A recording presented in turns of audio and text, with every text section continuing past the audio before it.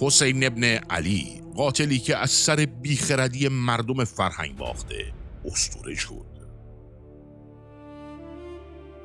ملتی که فرهنگ و تاریخ خود را از یاد ببرد و از قاتلان و دزدان سرزمینش قهرمان و اسطوره بسازد و در سال روز کشته شدن یکی از کسانی که دستش تا به زیر گردن به خون اجدادشان آلوده است بر صورت و سر بزنند و گل بر سر خود بمالند و عزاداری کنند، به راستی که شایسته حکومت دیکتاتوری و خونخواری صدها بار بدتر از رژیم کنونی است. بارها گفته ایم، باز هم اعلام می‌کنیم، تا زمانی که ایرانی هویت از دست رفته‌اش را پس نگیرد و به اصل خیش باز نگردد، آخوند بر سر ما سوار خواهد بود. چرا که حربه و روش آخوند استفاده از خرافات و تقدسات دروغین اسلام است و چه کسی میتواند در مهمل بافی به جنگ آخوند برود؟ آنها سالیان درازی درس فقه میخوانند تا تقدس زدایی کنند. آنها پول میگیرند تا مزخرف ببافند و وظیفه ملی ما روشنگری و برملا کردن دروغ‌های این جماعت مفخور و تن‌پرور است. هر ساله به مدت 10 روز بیشتر ایرانیان برای کسی که سرزمین مادریشان را غارت کرده و گردن پدرانشان را زده و نوامیسشان را به زور شمشیر با خود برده به کنیزی و روسبیگری وادار نموده است، عزاداری می کنند و سینه و زنجیر و قمه می زنند که فرماندهی لشکر خونخوار اسلام که بسیاری از مردمان بیگناه ایران را از تیغ گذرانده است، در آن روزها توسط فامیل خود یزید بر سر تصاحب قدرت به قتل رسیده است. به کانال پشت زمان خوش آمدید. به راستی ما چه ملت فرهنگ باخته و جهل زده‌ای هستیم. در کجای دنیا کسی برای قاتلین اجداد و ویران کنندگان سرزمینش عزاداری می کند که ما همچین عمل بیهوده و شرم‌آوری را انجام می دهیم؟ آیا مردمان هند روز درگذشت نادرشاه افشار را روز عزای ملی اعلام می کنند که ما روز کشته شدن حسین ابن علی را روز گریه و زاری و ماتم کرده ایم؟ آیا یهودیان جهان روز خودکشی هیتلر را به سوگواری می نشینند که ما باید برای حسین یا علی عزاداری کنیم؟ ما باید در چنین روزهایی جشن بگیریم و پایکوبی کنیم که قاتلان ایرانیان تاوان قتل مردمان بیگناه ایران را پس دادند و کشته شدند.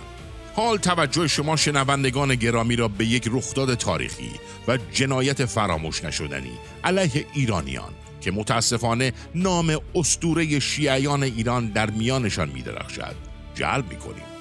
در کتاب تاریخ طبری جنایتی که علیه مردم گرگان صورت گرفته است بدین صورت به نگارش در آمده است.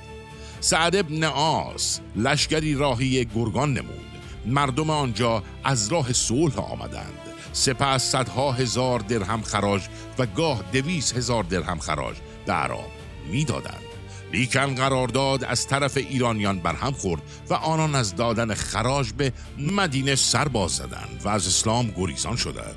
یکی از شهرهای کرانه جنوب شرقی دریای خزر شهر تمشیه بود که به سختی با سپاه اسلام نبرد کرد.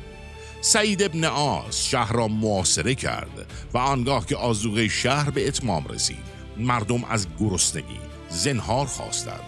به آن شهر که سپاه سعید ابن عاص مردمان شهر را نکشد.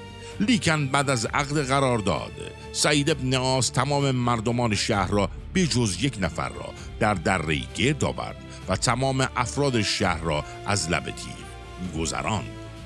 در این کشتار عبدالله پسر عمر، عبدالله پسر عباس، عبدالله پسر زبیر، حسن ابن علی امام حسن، حسین ابن علی امام حسین در رأس لشکر اسلام قرار داشتند. تاریخ طبری جلد 5 صفحه 21-16.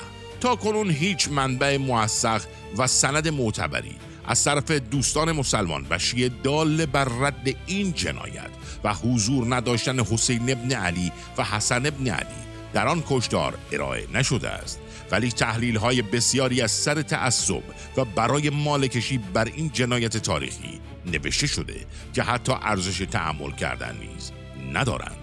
برای دوستانی که ادعا دارند تبری با خاندان علی مشکل شخصی داشته است و سعی کرده که چهره آنان را به دروغ مخدوش کند، چند منبع دیگر را که صحت و درستی این اتفاق ناگوار را تایید می کند را نیز در پایین یادآور می شوم.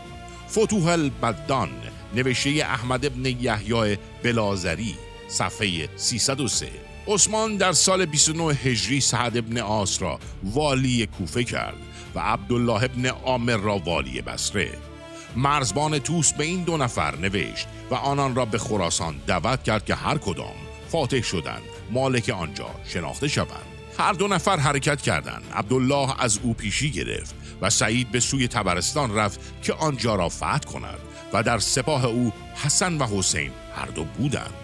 فتوح البدان، نوشته ابن فقیه، صفحه 152. مردم گیلان و طبرستان و دیلمستان سالها در برابر هجوم سپاهیان اسلام پایداری و مقاومت کردند و در حقیقت اعراب مسلمان هیچگاه نتوانستند گیلان و طبرستان و دیلمستان را تصرف نمایند. در زمان عثمان اعراب برای فتح طبرستان تلاش بسیار کردند و سعید ابن عاص به دستور عثمان به سوی طبرستان روانه شد. در این یورش امام حسن و امام حسین فرزندان حضرت علی نیز با سعید ابن عاص همراه بودند.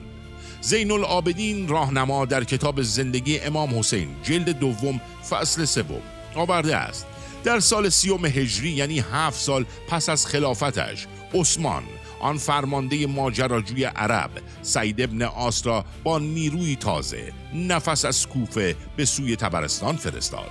2 فرزند علی، امام حسن و امام حسین، هم به سمت مجاهدین اسلامی که این جهاد برای خاندان مسلمانان وظیفه و شعاری به شمار می آمد، زیر دسته فرمانده اموی حرکت کردند. این نیروی تازه نفس به حدود طبرستان رسید و نخستین دژ مستحکم و قلعه ناگشودنی آن برخورد کرد. سعید ابن عاص دانست که تصرف این دژ ناممکن است. سعید هیئتی را به قلعه فرستاد و تقاضای صلح و تعدیه جزیه نمود. پس از گفتگوی بسیار اسپهبد قلعه برای جلوگیری از خونریزی پیشنهاد صلح او را پذیرفت، به شرط اینکه نیروی تازی به مردم قلعه و دفاع کنندگان این دژ آسیبی نرسانند. این شرط پذیرفته شد و اسپهبد نامبرده دستور گشودن دروازه‌های کوه پیکر قلعه را داد.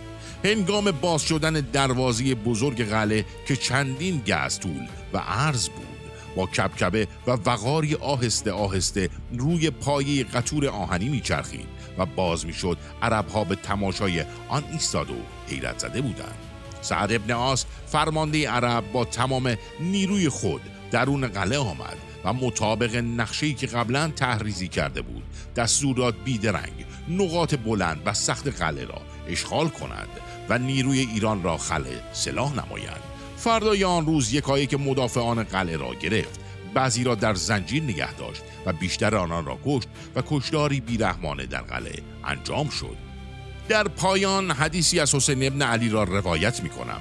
گرچه زبان شرم دارد از بیان دوباره این توهین آشکار، ولی نیک می دانم که شما نیز از ماهیت ضد ایرانی این تازی زادگان با خبر شوید. حسین ابن علی امام 3 شیعیان خود میگوید ما از تبار قریش هستیم و هواخواهان ما عرب و دشمنان ما ایرانی ها هستند. روشن است که هر عربی از هر ایرانی بهتر و بالاتر و هر ایرانی از دشمنان ما هم بدتر است. ایرانیان را باید دستگیر کرد و به مدینه آورد، زنانشان را به فروش رساند و مردانشان را به بردگی و غلامی اعراب گماشت. صفیحة البهار و مدینة الاحکام و الآثار، صفحه 164. حاج شیخ عباس قمی. به راستی که شیعیان و مدافعان اسلام ناب محمدی پس از خواندن این حدیث باید شرم کرده و از کردار و رفتار و مسلک خیش رو گردانند، البته اگر اندکی انسانیت، غیرت و شرف داشته باشند. خیلی ممنون که تا آخر این ویدیو همراه ما بودید. اگر ویدیو رو دوست داشتین لطفاً با دوستان خودتون به اشتراک بگذارید و زنگوله رو فعال کنید تا از ویدیوهای جدید ما جا نمونید.